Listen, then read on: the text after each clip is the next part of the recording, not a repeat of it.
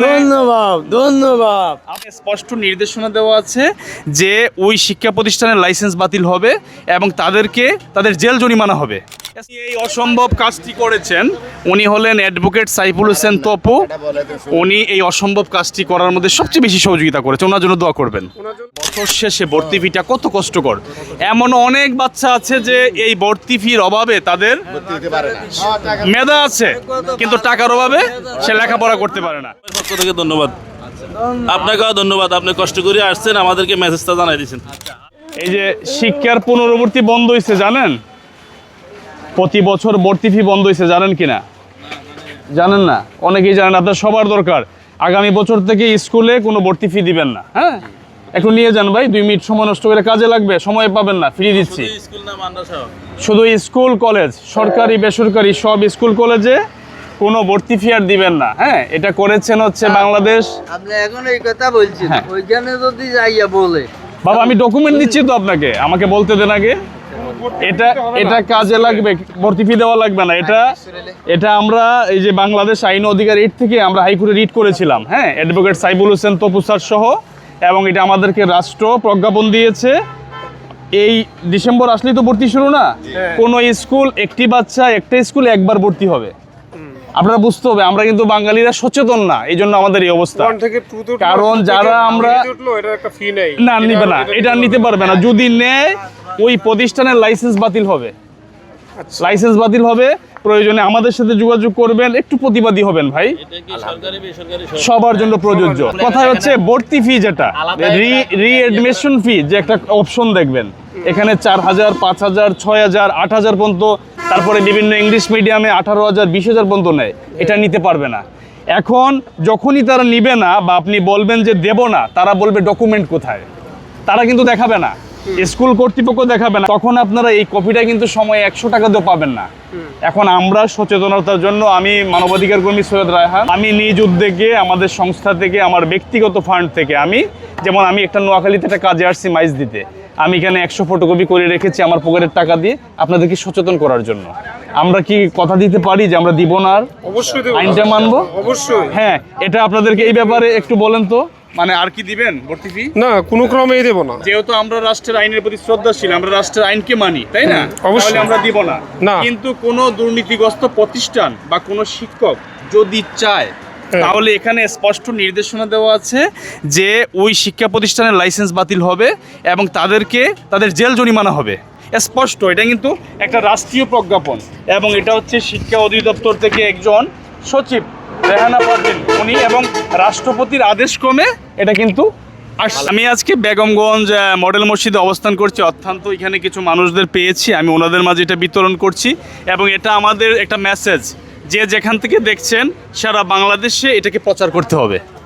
কারণ আমরা প্রচার না করলে আমাদেরই ভাই বিরাদার যারা নিম্ন আয়ের মানুষ, যাদের 2-3টা বাচ্চা আছে, তারা কিন্তু জানে যে বছর শেষে ভর্তি ফিটা কত কষ্টকর। এমন অনেক বাচ্চা আছে যে এই ভর্তি ফির অভাবে তাদের মেধা আছে কিন্তু টাকার অভাবে সে লেখাপড়া করতে পারে না। এ ব্যাপারে আপনার মতামত কি? এই ব্যাপারে আমার মতামত, আলহামদুলিল্লাহ, এটা খুবই ভালো একটা সিদ্ধান্ত নিয়েছে আমাদের সরকার খুবই ভালো একটা সিদ্ধান্ত নিচ্ছে যে আমরা মধ্যবিত্ত ফ্যামিলি বা আমরা যেই আর্থিক দুর্বল যে ফ্যামিলিগুলো আছে, আসলে প্রথমে ভর্তি করাইতে অনেক কষ্ট হয়, এরপরে আবার পরে চেষ্টা যাই। হ্যাঁ, শিক্ষামন্ত্রীকে আমাদের বেগমগঞ্জ ইউনিয়ন থেকে আমাদের সবার পক্ষ থেকে ধন্যবাদ। আপনাকেও ধন্যবাদ, আপনি কষ্ট করে আসছেন, আমাদেরকে মেসেজটা জানাই দিয়েছেন। আচ্ছা, আজকে আমরা নোয়াখালীতে বেগমগঞ্জ মডেল মসজিদের সামনে আসছি।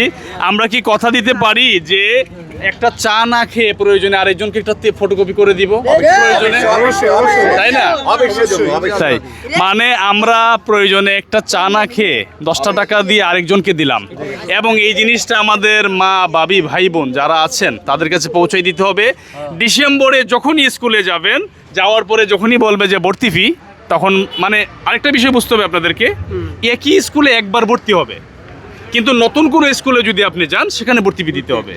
এখন দেখা গেছে আমাদের বাচ্চারা 1 থেকে 2-তে ওঠে, 2 থেকে 3-তে ওঠে, 3 থেকে 4-এ ওঠে, এই ভর্তি ফিটা দেওয়া লাগবে না। একটি বাচ্চা একটি স্কুলে একবার ভর্তি ফি হবে। তাহলে আপনারা কথা দিচ্ছেন যে আপনারা আরো মানুষের কাছে বিলি করবেন। আমরা এভাবেই সারা বাংলাদেশে আমরা প্রচার করে দিব। জি, এটা মডেল মসজিদ আমার একটা ব্যাটারি স্টোর আছে, ওখানে পাওয়া যাবে, এই কথা বলি দেন। আমি কয়েকটা ফটোকপি করে রেখে জি, আপনার দোকানটার নাম ব্যাটারি স্টোর। Varieties store. এটা হচ্ছে আপনার মডেল মসজিদের নিচে, বেগমগঞ্জ মডেল মসজিদের নিচে ভ্যারাইটিজ স্টোরের যে ওনার আছেন মালিক, ওনার এখানে এই কপিগুলো আপনারা পাবেন। হ্যাঁ, উনি কয়েক কপি রাখবে এবং এটা কোনো ধরনের অর্থ বিনিময় ছাড়া আমরা বিলি করব। আমরা কোনো ধরনের অর্থ ছাড়া এটাকে বিলি করব। প্লিজ একটু নিবেন একজন একজন করে। অথবা এটা মসজিদের ফান্ডে রেখে দিলে হ্যাঁ, ম্যানেজমেন্টের কাছে ম্যানেজমেন্টের কাছে দিতে পারেন। উনিও সবাইকে বিলি করতে পারবে। গুড, একটু বলেন তো এটা পরে। এটা খুব সুন্দর সিদ্ধান্ত। আর এই ভর্তি ফির কারণে অনেক মধ্যবিত্ত পরিবার এবং দরিদ্র পরিবার ভালোভাবে ছেলে মেয়েদের পড়াশোনা করতে পারতেছে, তারা হিমশিম খাচ্ছে। জি, এটা একটা সুন্দর সিদ্ধান্ত সরকার মানুষের কথা আপনাদের অনেক ধন্যবাদ জানাইতে হয় আমাদের। আমি আরেকটা মানুষের নাম বলি নাই, যিনি এই অসম্ভব কাজটি করেছেন, উনি হলেন অ্যাডভোকেট সাইফুল হোসেন তপু। উনি এই অসম্ভব কাজটি করার মধ্যে সবচেয়ে বেশি সহযোগিতা করেছেন। ওনার জন্য দোয়া করবেন। ওনার জন্য অবশ্যই উনি বাংলাদেশ আইন ও অধিকার এইডের চেয়ারম্যান, আর আমি একজন সাধারণ মানুষ হিসাবে সহযোগী হিসাবে ছিলাম। আপনাকেও ধন্যবাদ ঠিক এই আছে। প্রচারটা আমাদের কাছে করার জন্য।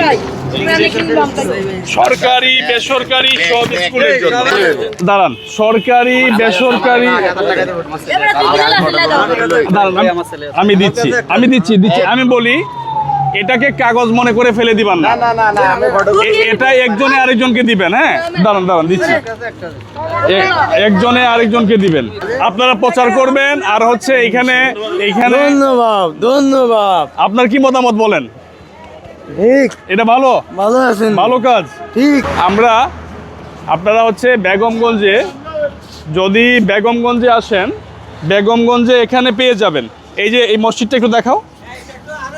হ্যাঁ, এই যে হচ্ছে মসজিদ, বেগমগঞ্জ মডেল মসজিদ। আর এখানে হচ্ছে এই যে দোকানটা ভ্যারাইটিজ স্টোর। এখানে হচ্ছে এই শিক্ষার পুনরাবৃত্তি যে বন্ধ হয়েছে, এটার যে প্রজ্ঞাপন, সেটাই আঙ্কেলের কাছে পাবেন। আঙ্কেল, আপনার নামটা একটু আসবেন।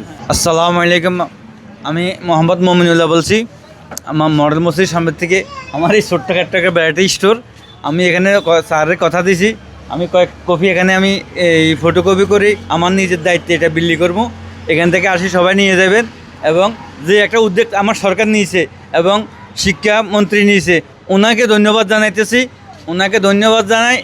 আমরা গরিব, একটা স্কুলে ভর্তি করলে, এই জমাল আবদিনে ভর্তি করলে 12,000 টাকা লাগে, আবার ভর্তি করলে আবার লাগবে 6,000 টাকা। এবার এইভাবে করতে করতে প্রত্যেক মাসে নিতেছে, প্রত্যেক বছরে নিতেছে। একবার ভর্তি, আবার ভর্তির ফিস লাগে, আবার এই লাগে সেই লাগে, এগুলো আমরা জানি না। এখন আমরা সরকারের উদ্যোগ থেকে জানছি, আমরা মানুষকে জানানোর মতো এই একটা ব্যবস্থা নিয়েছি। আমার এই মডেল মসজিদের সামনে ব্যাটারি স্টোর থেকে আপনারা আসি, এক কপি নিয়ে যাবেন, বিনা পয়সায়, কোনো টাকা লাগবে না। এই মানুষটা, ওনার কাছ থেকে আমরা শিখতে পারি। অনেক তরুণরা আছেন কিন্তু স্পিড নাই, কিন্তু এই মুরব্বীর মাঝে স্পিড আছে। উনি যে উদ্যোগ নিয়েছেন, আমাকে স্বেচ্ছায় বলেছেন যে আমার ভ্যারাইটি রেস্টোরেন্টে আপনারা দিতে পারেন, উনি দিবেন। ওনার কাছ থেকে সবাই নেবেন। আজকে নোয়াখালী করেছি, সারা বাংলাদেশে আমরা প্রচার করব। সবাই ভালো থাকবেন। আসসালামু আলাইকুম।